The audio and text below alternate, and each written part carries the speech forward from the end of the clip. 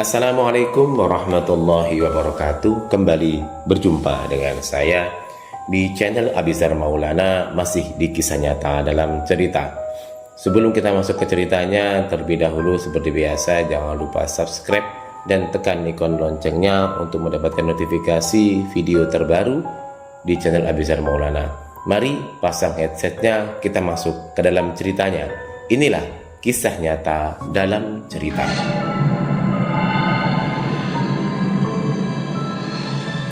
Pada tahun 1970-an, satu rumah sakit di dataran tinggi Jawa Barat dihebohkan dengan wanita setan pemakan bayi yang dijuluki Suster Rayang. Sosoknya melegenda dan hingga kini diyakini masih ada. Perlu diperhatikan teman-teman bahwasanya semua nama dan tempat pada cerita ini disamarkan demi melindungi privasi narasumber. Teruntuk kalian yang menyadari segala bentuk clue pada cerita ini, harap menyimpannya untuk diri sendiri saja. Terima kasih. November 2021, seorang dokter bertitel spesialis yang sedang berdinas malam di salah satu rumah sakit di Jawa Barat nampak berjaga siaga begitu mendapat informasi bahwa terjadi kecelakaan lalu lintas yang memakan korban meninggal dunia. Ambulans sedang menuju ke sini. Estimasi 30 menit lagi sampai. Satu jenazah dapat perintah otopsi dok, ucap salah seorang petugas rawat kepada dokter Rita. Dirinya berdiri siaga di lorong depan ruang UGD menunggu kedatangan ambulan yang membawa jenazah.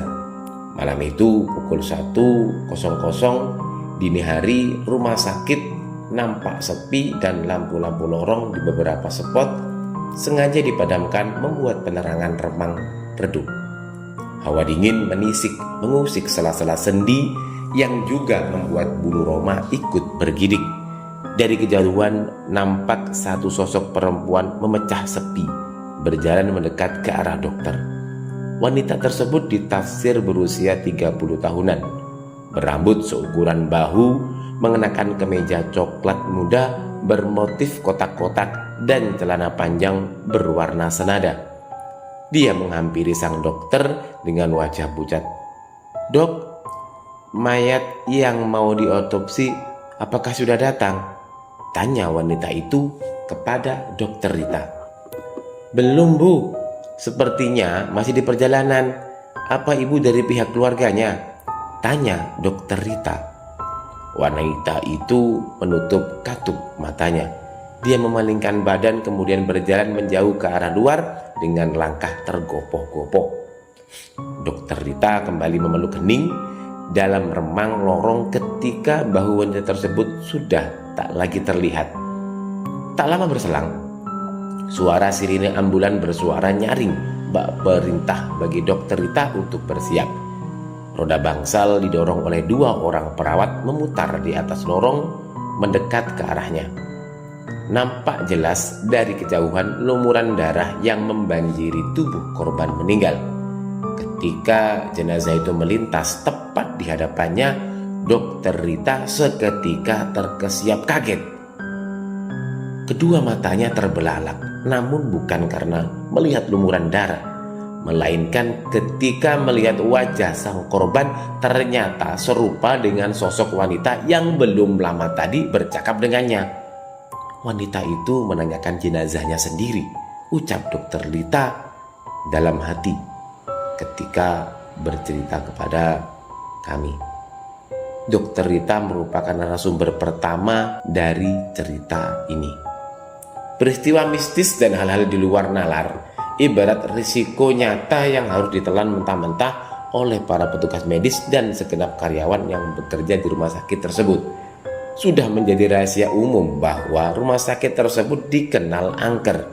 Terlebih, bukti nyata pada kamar mes karyawan yang bangunannya terletak persis di belakang gedung rumah sakit tersebut. Di gedung mes karyawan rumah sakit ada satu kamar yang sudah puluhan tahun tergembok. Tak ada satupun yang berani membukanya karena terakhir kali kamar itu ditempati, penghuninya kerasukan hingga divonis mengalami gangguan jiwa. Nah, sejak hari itu tak ada yang berani menempati kamar tersebut dan rumor-rumor yang beredar tentang peristiwa itu terancam merusak citra rumah sakit. Sehingga pihak manajemen rumah sakit memutuskan untuk menggembok rapat dan tak membiarkan siapapun masuk ke ruangan itu sampai saat ini.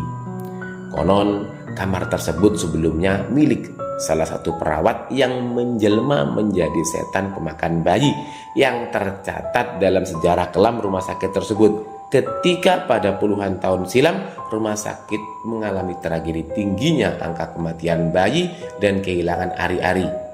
Sosok yang dijuluki sebagai Suster Rayap itulah yang dipercayai sebagai tersangka utama. Suster Rayap sudah menjadi legenda urban di rumah sakit tersebut, yang mana hingga kini sosoknya diyakini masih ada.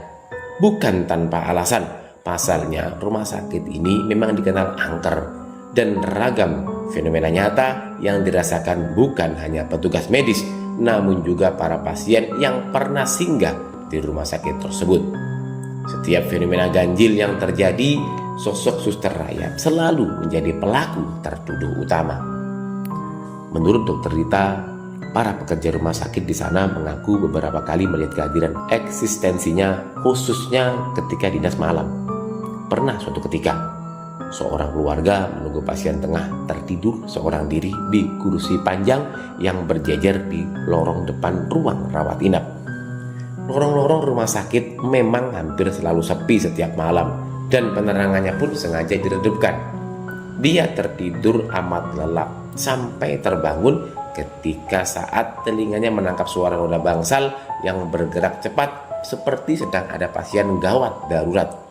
Suara putaran roda bangsal yang beradu dengan keramik terdengar keras sampai membuatnya tersentak kaget.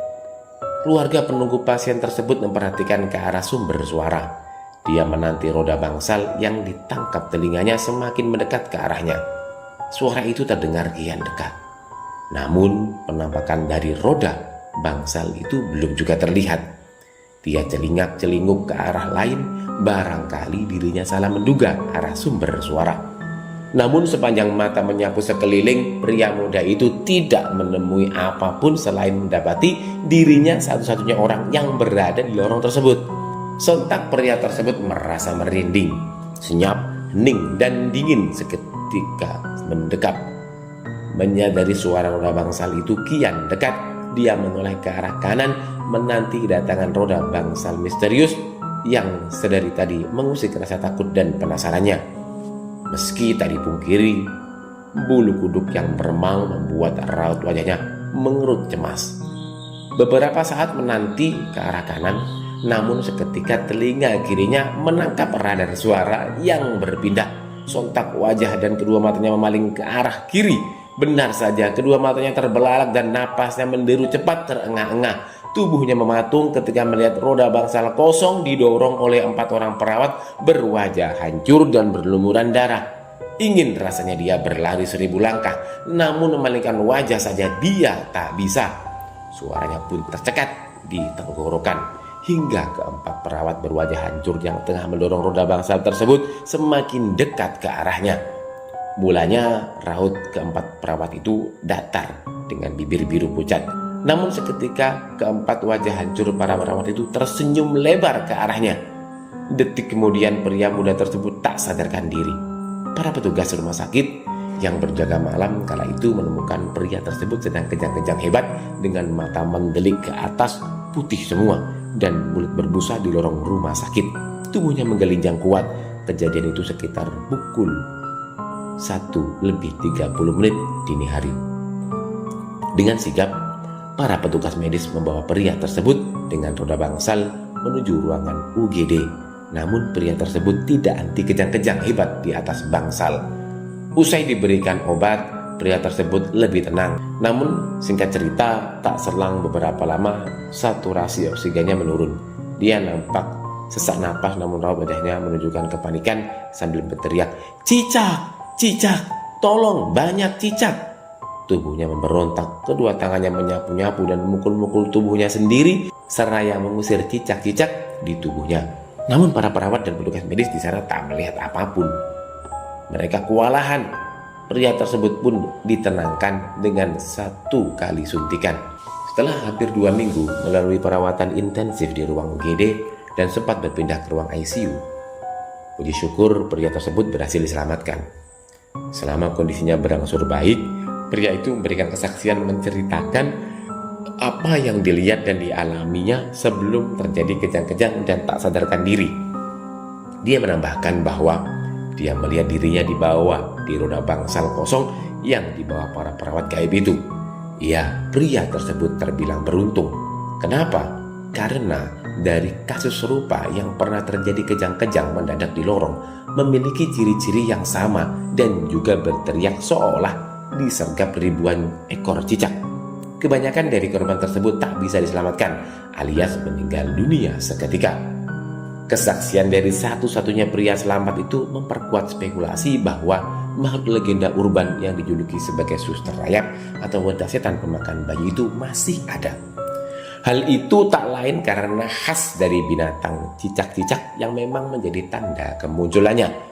Sejak saat itu kita sering memperingati orang-orang yang nginep di rumah sakit, apalagi yang tidur di lorong. Kalau mendengar suara roda bangsal di atas jam 12, jangan ditungguin dan secepatnya buru-buru pergi.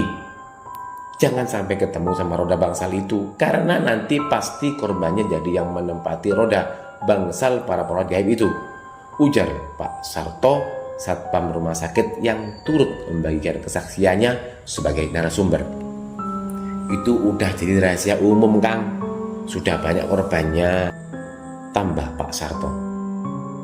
Kita beranjak kembali kamar kosong yang sudah tergembok selama puluhan tahun, yang mana sebelumnya ialah milik seorang perawat bernama Yati yang menjelma sebagai suster rayap yang memakan ari-ari bayi.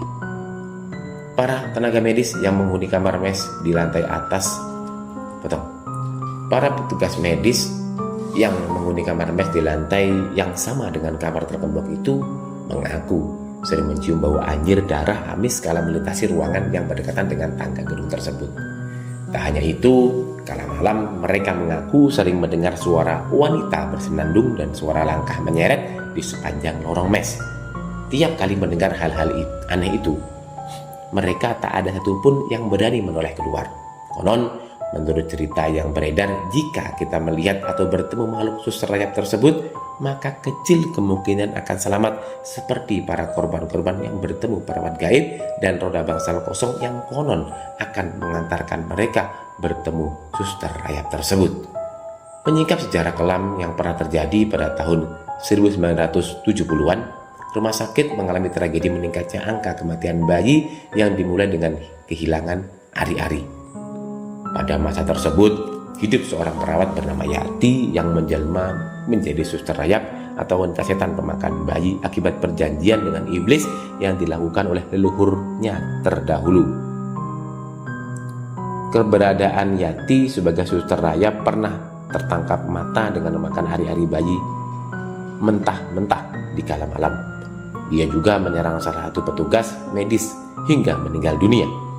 Sejak hari itu, Yati mendadak menghilang dari rumah sakit. Dia meninggalkan satu surat yang belum selesai tentang dirinya sendiri di kamar mes tersebut bersama sisa-sisa ari-ari bayi yang bergeletakan amis di lantai-lantai kamarnya. Keberadaan suster rayap sudah tak terlihat lagi sejak hari Yati berpamitan. Namun setelah itu beredar kabar dia menyerang satu desa yang lokasinya tak jauh dari rumah sakit. Motifnya sama. Suster rayap itu menghantui setiap ibu yang hendak melahirkan, kemudian memakan ari-ari bayinya hingga sang bayi meninggal dunia. Di desa tersebut, Yati, sang suster rayap, dijuluki sebagai wanita setan pemakan bayi sampai pada satu waktu para tetua dan tokoh adat desa serta para pemuka agama menyelenggarakan ritual bersama untuk menangkap wanita setan itu. Dirinya berhasil ditangkap ketika hendak memangsa satu bayi pada ibu yang hendak melahirkan. Namun seperti sengaja menyerahkan diri, sosoknya ditangkap dengan mudah, yang mana kemudian diarak warga untuk dibakar dan disaksikan oleh satu kampung. Naasnya, Ketika kayu bakarnya mengelilingi tubuh terikat sudah menjelma menjadi bara api. Namun justru makhluk wanita setan tersebut tertawa mengetuk dan kemudian menghilang seketika sebelum api itu sempat menyentuh kulitnya. Api tidak bisa dimusnahkan oleh api, ucap Pak Empu, narasumber ketiga yang menceritakan kejadian yang menimpa desanya. Sepuh yang dipanggil sebagai Pak Empu itu merupakan salah satu pemuda yang ikut melemparkan obor api ke arah susunan kayu bakar ketika hendak membakar wanita setan pemakan bayi. Keberadaannya yang menghilang seketika tanpa pernah diketahui lagi jasadnya memunculkan kepercayaan bahwa makhluk tersebut masih ada hingga saat ini. Sosoknya masih menjadi momok yang menakutkan bagi para perempuan hamil di desa dan melegenda di rumah sakit. Nah, itulah akhir dari kisah pada kesempatan kali ini. Semoga teman-teman bisa terhibur. Sampai jumpa di video selanjutnya. Assalamualaikum warahmatullahi wabarakatuh.